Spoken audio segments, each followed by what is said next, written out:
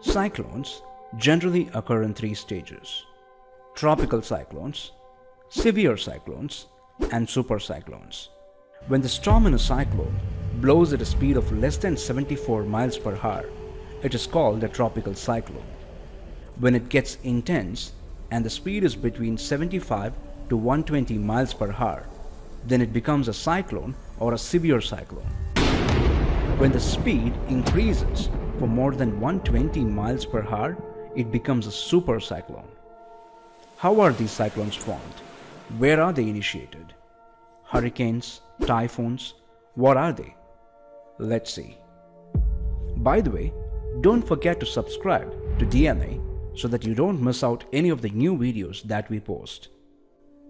Cyclone is a general term used by meteorologists to describe any rotating, organized cloud that originate over waters. Cyclones, hurricanes, typhoons, one event but different names depending on the location. In the Atlantic and the Northeast Pacific, it is called hurricane.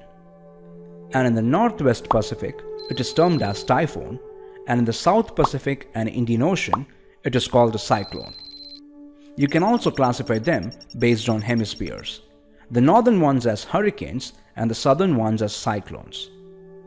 There are also a few other differences in them apart from where they originate, like the cyclones are usually clockwise, but the hurricanes are usually counterclockwise. Where do these cyclones originate? When the atmospheric pressure is low over a large water body that is still and the temperature of the water is more than 26.5 degrees Celsius, then they form into a cyclone. Before getting into any deeper, let us understand what is atmospheric pressure in general terms. The density of air in our atmosphere differs from place to place. They are not the same everywhere. Atmospheric pressure is the weight of air acting against the surface of the earth along with gravity. Air in the atmosphere creates a pressure on Earth's surface called the atmospheric pressure. Atmospheric pressure is more on the Earth's surface, and as we move upwards, there is less amount of air and hence the atmospheric pressure decreases. When there is low atmospheric pressure on a large water body on Earth's surface, they turn into a cyclone. This process of thin air circulating, strengthening, and developing into a cyclonic formation is called cyclogenesis. So how does it become a huge, stormy, cloudy cyclone? When the atmospheric pressure is low, the warm air rises to fill the gaps and the cold air goes down as they have moisture in it. The warm air, as it reaches the place, it becomes more warm and it rises rapidly, thus creating more gap.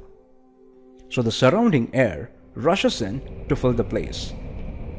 These filling air travels at greater speed and from longer distances. When they reach the area, instead of filling the gaps, they start circulating and thus creating a spiral. After that, any air traveling to fill the gap has to join the spiral because the air cannot pass through the spiral directly.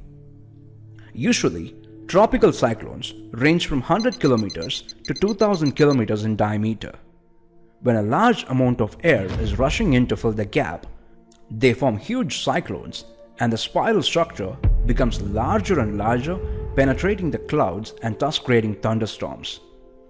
Tropical cyclones can grow up to a height of 10 kilometers and they last from 3 to 7 days depending upon the speed of the storm, how far it is away from the land, and how big it is. Cyclones usually fade away or die when they cross the land area. There is a misconception that the buildings and the other interruptions on the land surface act as a barrier stopping the cyclone. But that's not it. When the cyclonic storm crosses the land surface, the main source of the cyclone, that is the warm water, is taken away.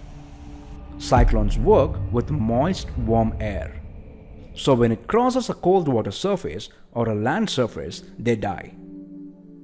Since 957 AD, that is for almost 1000 years now, there has been at least 11,982 recorded tropical cyclones in the Atlantic, Pacific and the Indian Oceans.